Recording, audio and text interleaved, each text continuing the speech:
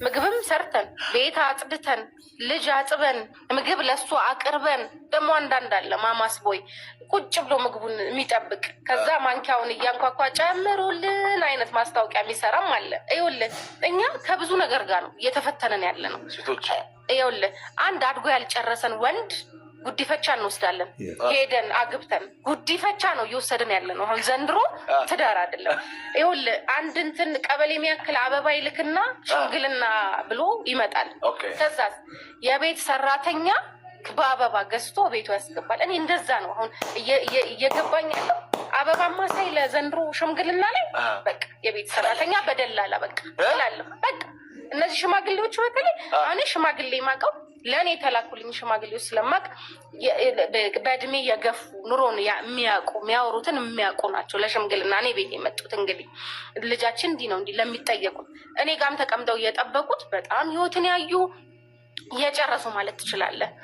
እነሱ ናቸው እንግዲህ የመጡት። እኔ ሳቅ ግን አልጨረስሽም አንቺ ከባልሽ ጋር መጀመሪያ ጨረሳችሁ ሽማግሌ ይላካል ምናምን ተብሎ ነው እንጂ የኔን ታሪክ እነግርሃለሁ። የኔን ታሪክ እነግርሃለሁ። ምንም አልጀመርም። እኔ የእውነት አትነጋገሪ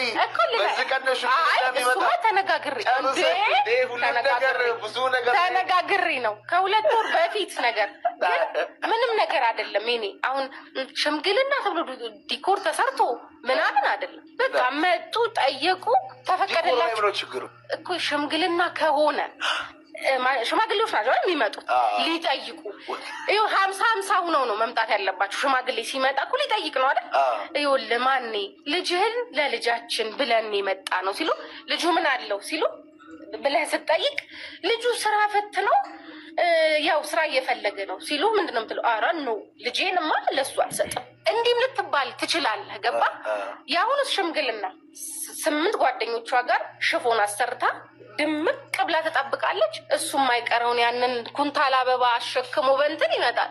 ከዛስ እየፈረሱ ያሉ ትዳሮች ከ2 ሚሊዮን ብር በላይ የሚወጣባቸው ሽምግልናዎች ናቸው።